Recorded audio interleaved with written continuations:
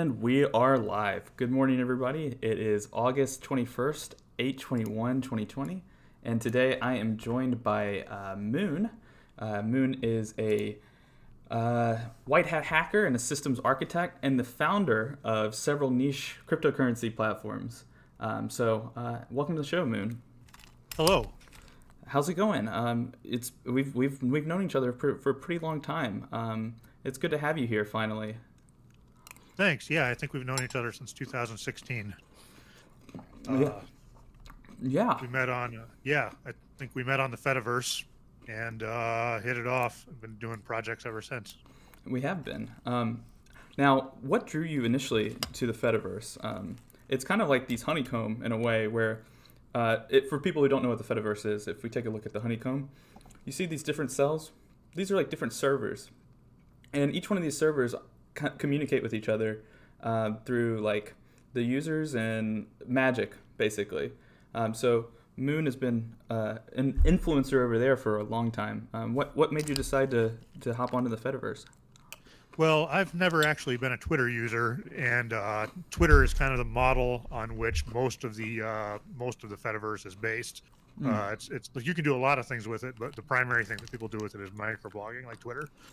Like I said, I was never a Twitter user, but Twitter was kicking a lot of people off the platform, and it made me angry. So I was looking for alternatives because I wanted to have join some of the fun, but I didn't want to use Twitter specifically. I'm also a freetard, so I had a strong free software background, and all the projects on the Fediverse, all the server projects are GPL3 or a Pharaoh GPL, open source license, and so that made it interesting to me. And that means that people can do whatever they want with it, right? The open source licenses. The license for the server specifically, what it says is that you can use this code and you can modify this code, but you have to make the code and all the changes available to anybody who's using it over the network. So effectively, it means that your source code has to be public and usable by other people. Interesting. It isn't necessary, but the main players all use that software license, which keeps it very open. And like I said, as a free software person, that appealed to me. So I got on there. Originally, I started on Quitter, quitter.se, I believe, which is kind of a anti-capitalist server, and showed up along with a wave of people and was promptly kicked off. Why would you be kicked off of an anti-capitalist server? Are you not a capitalist? Or are you not anti-capitalist? I don't know. They just banned everybody who came in. It just banned everybody who came in the wave. That's so very anti-capitalist, to be honest. That's what I would expect from someone. So I realized, hey, there's no reason why I can't run my own server. And if I run my own server, then I can say whatever I want and nobody can stop me.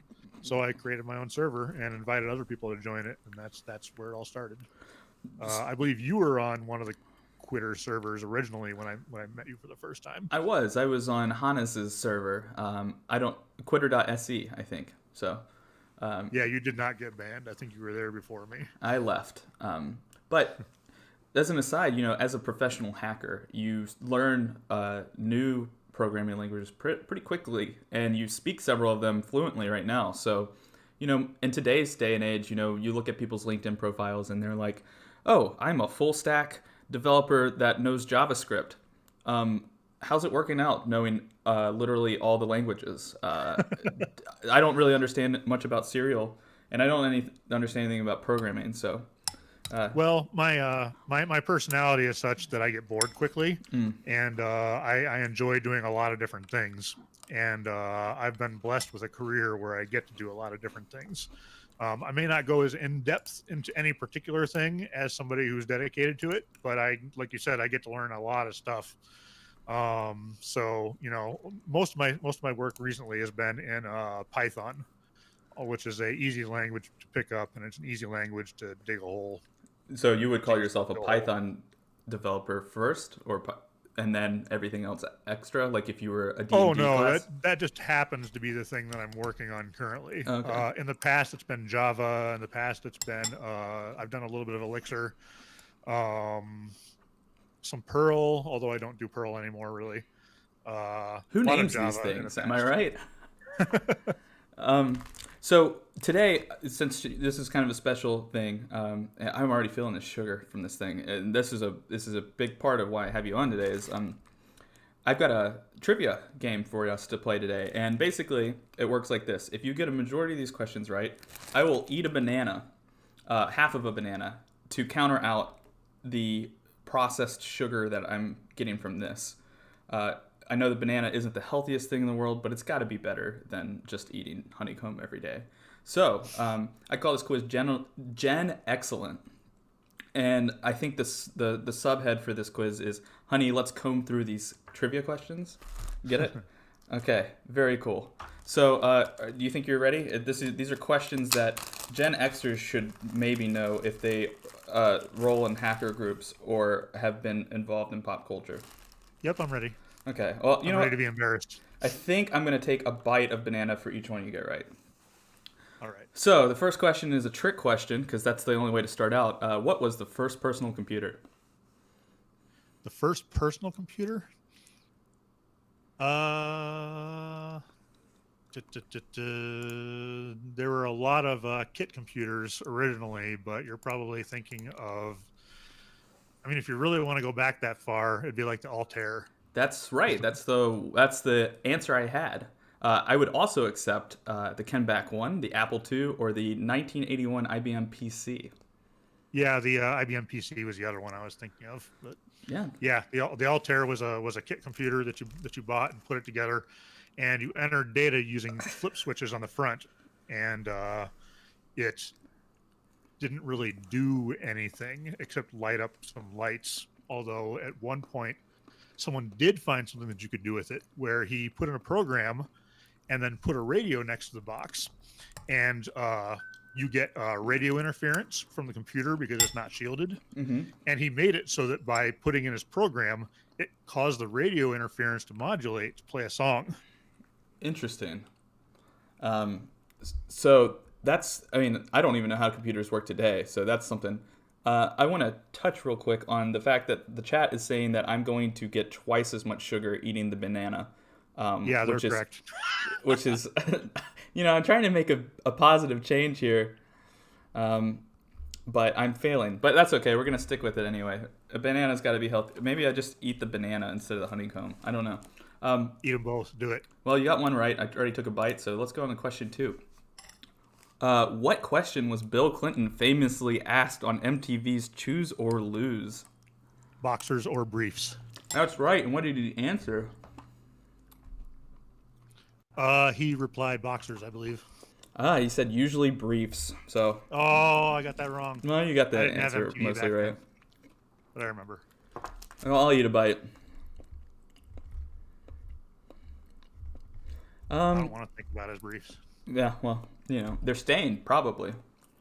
Mr. Bond says, eat an egg. Tomorrow I'll eat an egg. Tomorrow I'll eat an egg. Tomorrow we'll have an egg, maybe, for the game. So, in 1980, well, not the year, but the decade, in the 80s, what was the highest grossing film of the 80s? Was that Raiders of the Lost Ark? Oh, it wasn't, but you're on the right track. Same director. Was that Steven Spielberg? E.T.? It is E.T. And my note for this is, imagine that. E.T. People love that. They brought back E.T. a while back, a couple of years ago, and literally no one cared. The movie or the game? Movie. I didn't even realize. Was it a sequel or did they just brought it back? They like remastered it, and they're like, E.T. is back, and they're going to release it in theaters. No one cares. And they like put a bunch of money into it, and then it just completely flopped. No one cared about E.T.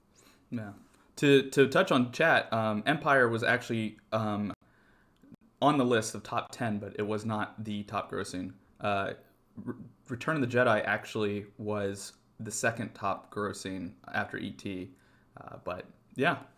All right, so this is an easy one. Microsoft Windows was released in what year? And you get bonus points if you know the month. Like version 1.0? 1.0. Let's say 1984. I don't know. No, it was 1985. Ah, That's okay. So for that, I guess I got to eat more honeycomb, which is disgusting. Be thankful you don't ever eat this. You're not missing out. There's a lot of cereals I go back to, and I'm like, this is great. Like Reese's Puffs. That's one I would eat briefly, but not this. Okay, next question is a hard one. What was the subject of Linus Torvalds' first Usenet post?